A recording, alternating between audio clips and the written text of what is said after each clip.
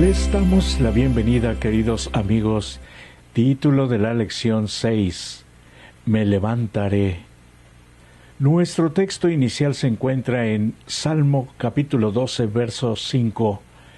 Por la opresión del débil y por el gemido de los menesterosos, ahora me levantaré, dice el Señor, y salvaré al que suspira. Y les presentamos los textos bíblicos base de este estudio para una mejor comprensión. Número 1. Introducción.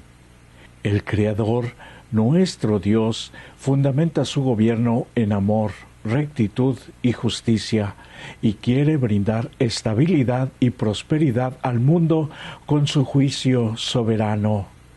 En toda época ha rugido el mal, la injusticia y la opresión. Como hoy, también los salmistas vivieron en tiempos así.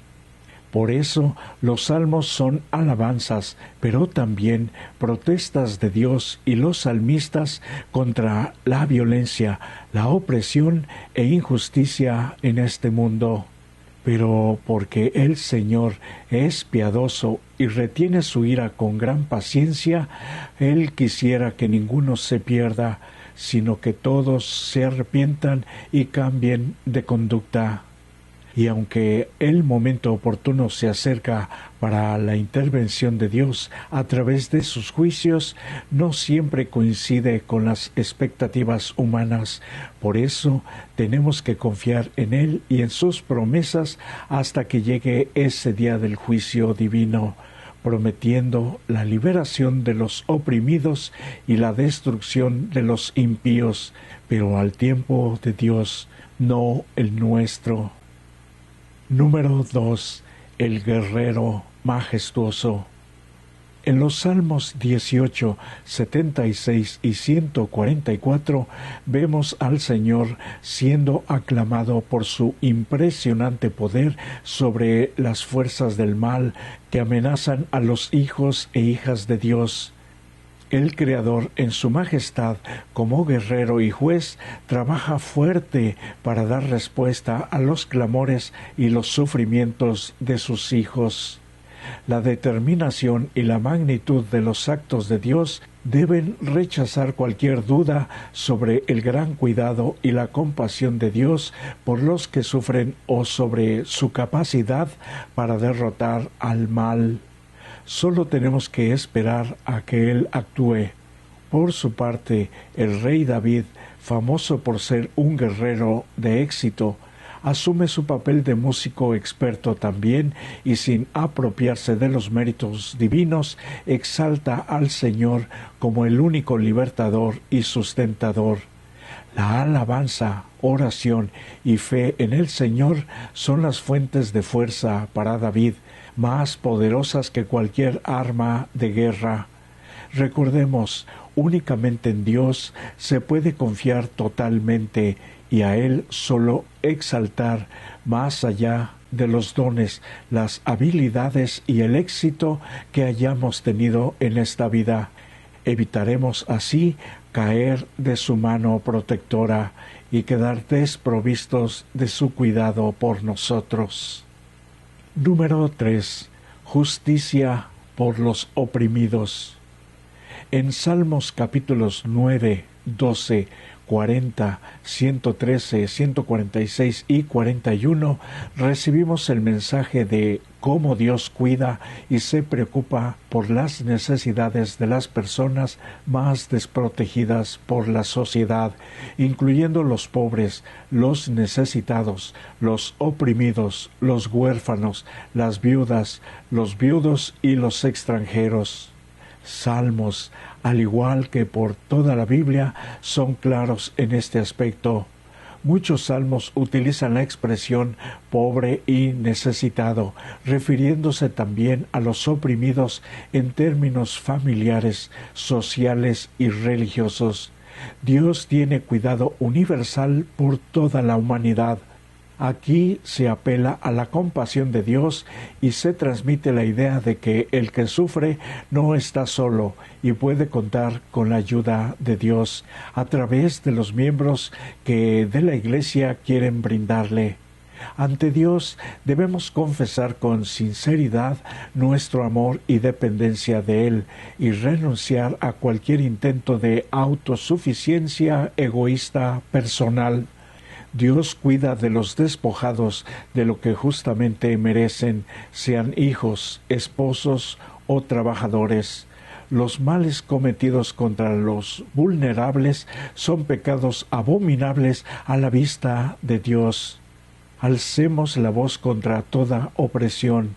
El pueblo de Dios debe resistir la tentación de depositar la fe suprema para la salvación en instituciones y dirigentes humanos, especialmente cuando no obedecen el camino trazado por Dios en la Biblia. Jesús se identificó con los pobres, haciéndose pobre él mismo, para que mediante su pobreza muchos pudieran enriquecerse.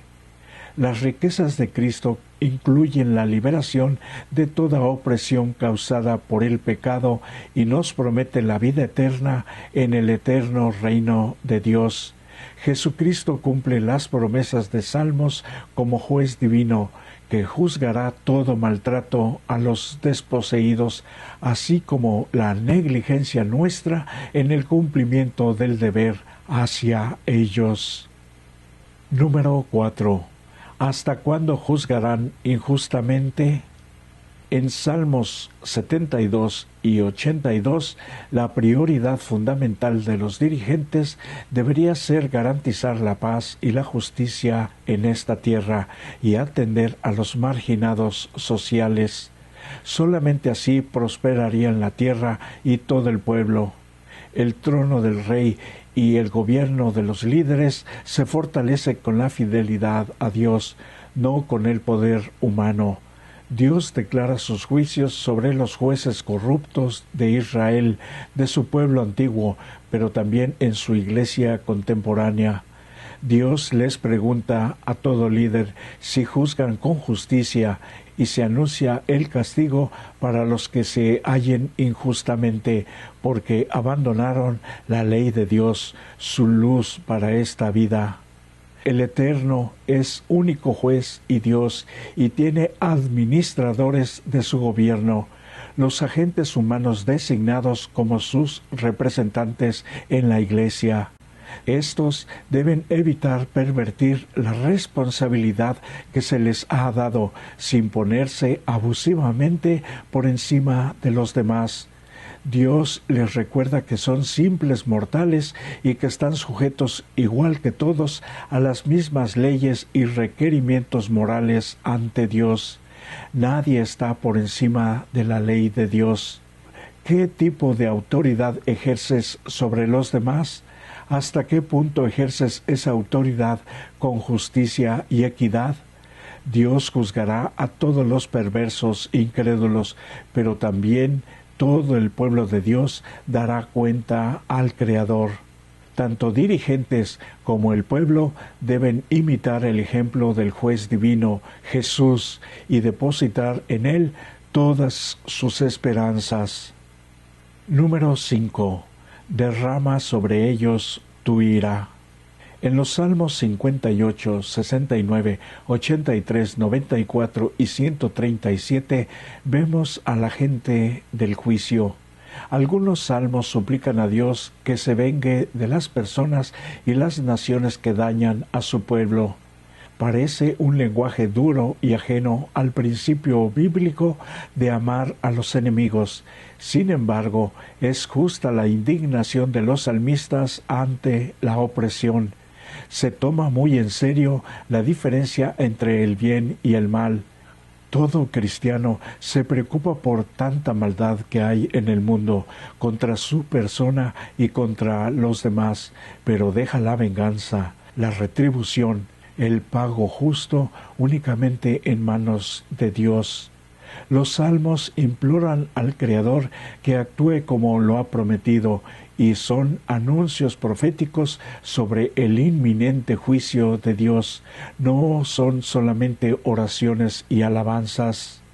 Salmo 137 anuncia el juicio divino sobre la Babilonia espiritual, aquellos quienes causaron graves daños a sus hijos fieles, pero se volverá contra ellos toda esa maldad.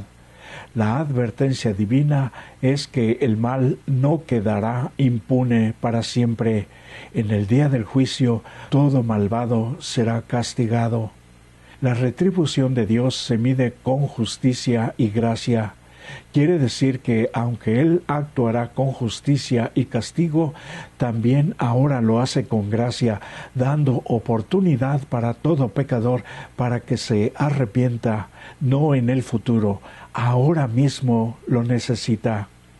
Los hijos de Dios están llamados a orar por quienes los maltratan e incluso a desear su conversión, que se vuelvan del mal. Al querer armonizar estos salmos con las normas bíblicas de amar a los enemigos, debemos tener cuidado de no minimizar la experiencia agonizante que viven los oprimidos.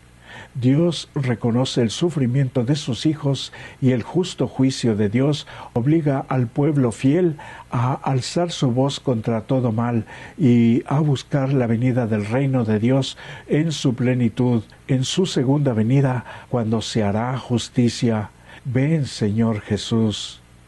¿Quién no tiene a veces pensamientos o fantasías acerca de la venganza contra quienes les han hecho un daño terrible a ellos o a sus seres queridos? Estos salmos deben balancear nuestros sentimientos con la confianza de que Dios pagará justamente toda obra buena o mala. Número 6. El juicio del Señor y el santuario. En los Salmos 96, 99 y 132 ilustra que el juicio del Señor está estrechamente relacionado con el santuario, designado como el lugar del juicio divino. En consecuencia, muchos salmos representan a Dios en su trono en el santuario, listo para juzgar al mundo por sus pecados y su maldad. Pero aquí también se revela el plan de salvación, la limpieza del pecador a través del sacrificio de Cristo, de aquellos que lo aceptan. Pero la Biblia presenta el pecado como una violación de la ley moral de Dios por todos aquellos que, aun conociendo la ley de Dios, no se quisieron rendir ni siguieron su voluntad. La santidad de Dios actuará con justicia y rectitud. Del mismo modo, el pueblo de Dios busca la justicia y la rectitud y adora a Dios en su santidad, obedeciendo su voluntad y guardando toda la ley de Dios, la expresión de su santidad. Por consiguiente, el santuario es el lugar del perdón del pecado e intercesión de Jesús y de la restauración de la justicia en nuestra vida. Pero para los incrédulos y desobedientes, un día en el juicio divino, este Dios perdonador pagará a aquellos que rechazaron su ofrecimiento. El santuario es un recordatorio constante a vivir una vida recta conforme al pacto con Dios. Al final, el resultado es bienestar para los justos y derrota para los impíos, cobardes e incrédulos. Por eso, saber lo que Cristo está haciendo en el santuario celestial es una excelente noticia para todo su pueblo, para cada hijo e hija de Dios. Número 7. Conclusión. Muchos salmos son protestas contra la indiferencia humana ante la injusticia, son un rechazo a aceptar el mal.